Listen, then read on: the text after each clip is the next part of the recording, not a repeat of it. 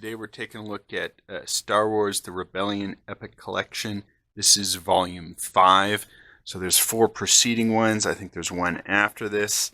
And you've got a bunch of comics in here, obviously.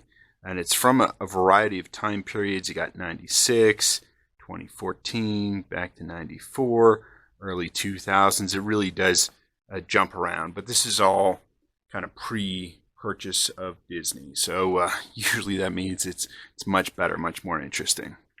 And so what we've got here is the first 4 issues are the comic adaptation of Star Wars Splinter of the Mind's Eye. So what this was is it was a story that George Lucas had commissioned the story adaptation, the book adaptation of Episode 4, and then he commissioned the same writer to write a story, that if Star Wars had not been quite as successful, they're going to do a more low-budget movie for the next one, and that's what this story is here. You can see the art is, kind of the early 90s style. I quite enjoy it. It's well done. And the story's quite interesting. It's not quite as big. There's not these massive space battles. You don't have quite that. Because again, this is the adaptation of a book that was intended to be adapted into a movie that never was. But it's still interesting plot. Again, Luke and Leia, they don't yet know that they're siblings. So you've got that relationship difference a little bit. And, they're on this planet and they got to get off. Eventually they meet up with this woman who may or may not be a Jedi. She seems to have some type of Jedi powers, and she's after this kind of rare artifact, and that enhances the Force. And obviously this is also going to lead to a showdown with Vader here. So again, the cover art is fantastic. Most of the time, most comics, that's how they have it. You got the wonderful cover art and still decent interior art. So it's a fairly good story. Again, it's written by Terry Austin, who's adapting Ellen Dean Foster's actual story, and I think he does a pretty good adaptation. I mean, this is a 4-issue miniseries, and when you're adapting a whole novel in 4 issues, that can be tough to kind of maintain coherence and integrity of the story, but they do it well. It still has a really nice payoff, and excellent job. So Dark Horse did a really great job in doing that here. So I'm going to move on past that story. You've then got kind of a one-off story here about this almost spy who's working for Vader. Art is okay. It's a little more basic. There's not that much depth. Really seems computer assisted a lot here to probably pump out the art quite quickly. And so he's working for Vader and has to, infiltrate. Has an interesting story. I mean, it's well written, absolutely. This guy's got to go after this governor. The governor's been replaced by a robot. And there's a lot of twists and turns. So I enjoyed that story. And next, what you have is this 4-issue miniseries called Star Wars Rebel Heist. It's written by Matt Kindt. The art throughout is pretty good. And what you have here is each issue kind of focuses on one of the main characters. So this first issue focuses on Han Solo and pulling off this big plot. You then have a second issue, starts here.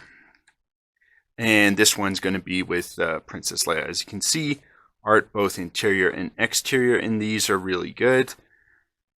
And so this is Leia's part of the same plot. So it's a very interesting way of telling this tale. when we get to issue 3, I've kind of skipped the cover. This one is all about Chewie and just how he's operating. And all of these are connected. They're pulling off the plot. And then it all comes together with Luke's story. So this is a really nice, clean 4-issue plot. And I like how it's all told individually. But again, we can kind of come together here. This scene with kind of ending with Leia's. We've got Luke coming together with it. He's going to be involved with Chewie. And it's well done. So top-notch art there. So again, all these issues so far throughout the book, excellent. Really liking it. We get to here Star Wars: A Valentine's Story, breaking the ice with kind of Han and Leia's romance, starting as they start to land on Hoth and build that base there. It's a fun, cute, sweet story. Art's pretty decent, not the best, but solid enough. And when paired with the story, is pretty good. And then we've got another Star Wars tale here with basically a bounty hunter. He's coming in to meet Darth Vader, and it's actually a trick. This guy wants to go kill Darth Vader, and we've got a little interlude there on this episode. Not the best, not the worst. Here, though, I think is where the book starts to go downhill. So we're about 270 pages in, really enjoying almost all of it. Again, the bounty hunter story, a little weaker, but still solid. Here, though, we have a comic adaptation of Empire Strikes Back. If you like that kind of thing, great. I've never liked comic adaptations of movies because it's just like, go watch the movie. Why are you reading the comic? It's the exact same story. Comics are here to tell us new stories, different stories we can't see in other mediums. But for those of you who like it, it's here. I think the art's good. It's a fairly faithful adaptation. And so again, it just continues that. So you've got a bulk of this collection is this. This is probably like one of the longer, 2-issue stories. Again, just adapting the Star Wars Episode 5. Then we get to a whole bunch of little shorter tales, and I don't have much value out of this. Art will really vary. Here's just Yoda in Dagobah. There's a probe droid that Yoda takes out. Okay? Not an interesting story. It's just these little, small, tiny vignettes that really don't hold any interest.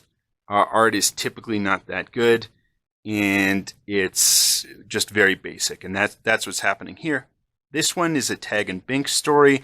If you like that kind of almost parody of Star Wars, they have one of those in there. I don't really like it. If I want a humor comic, I can do that on my own.